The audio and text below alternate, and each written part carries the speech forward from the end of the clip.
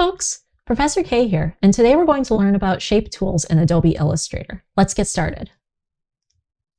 All right, so here I have a nice fresh print document in Adobe Illustrator, and today we are going to focus on shape tools. In your toolbar, 1, 2, 3, 4, 5, 6, 7, 8, 9 down from the left, you are going to see what probably looks like a square. That's what I want you on right now. You are going to use the rectangle tool, and let's just start by drawing out a rectangle. Don't hold shift or anything. You can do whatever you want here. This tool is going to let you draw out rectangles. And in fact, if you use, here's our selection tool. Let's grab that and move these around. You can use those to move the shapes around. And then if you click on one, you can use the arrows to free transform it. Fantastic.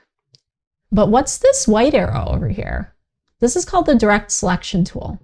Go ahead and click on that and then hover over, click, and then just click on one of these anchors and just try dragging. Look at that.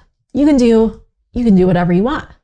Now, if you're finding that you're just moving the whole path like this, make sure you click one more time to get just that one point. Or you can click and drag around an anchor, and that will do the same thing. Let's clear these out and take a look at some of our other shapes that we have available to us. Underneath the rectangle tool, you're going to have a rounded rectangle tool. Now in the rounded rectangle tool, when you drag it out, you can see that the corners are rounded. Keep clicking and dragging and hold. Hit the up or down arrows to change the radius of that rounding. Here I'm hitting the up arrow, and that is making it much, much rounder. Underneath the rounded rectangle tool is the ellipse tool. Much like the rectangle, you can draw any size you want. You can also hit shift and draw a perfect circle that way. Nothing too fancy there.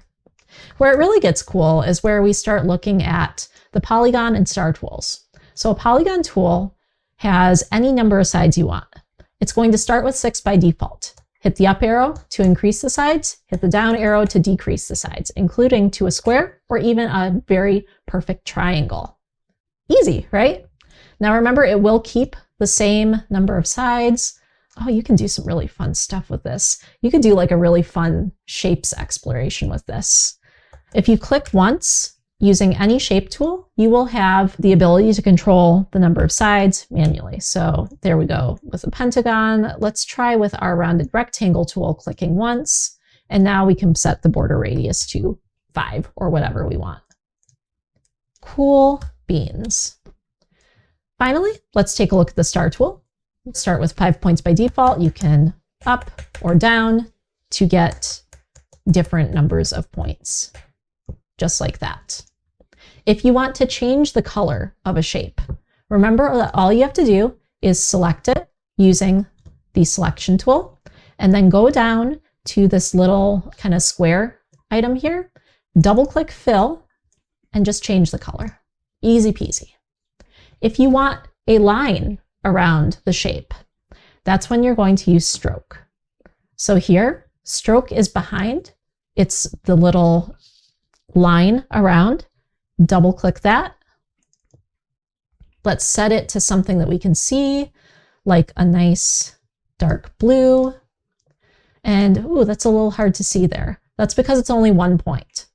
I recommend when you're using a stroke, making it really obvious that you're using it. Try changing the stroke weight in your options bar to something nice and big that you can see, so it's really clear that you are doing this intentionally. If you don't have a good reason for having a stroke on something, leave it off. A lot of times, designers just learning will put on a 1 pixel stroke on everything. You don't need it. Leave it off unless you have a really good intention for it. You've also got some different options for caps. You can control how the corners look, so you can soften them. That's kind of neat. And then you can choose how the stroke aligns too. So this one around the outside gives a really bubbly effect. Finally, you have the flare tool. This makes a flare. I haven't really found a good use for it. I wouldn't recommend using it, but it's there if you want it. Let's set this back to rectangle tool and look at our lines. Here's line, arc, spiral, grid and polar grid. We're just going to look at line for now because it's easiest. It just draws lines. And we'll look at the other options later, but lines for now are fine. So I hope that helps give you an idea of all the different options you have for creating shapes and for actually drawing things out in Illustrator. And I will see you later.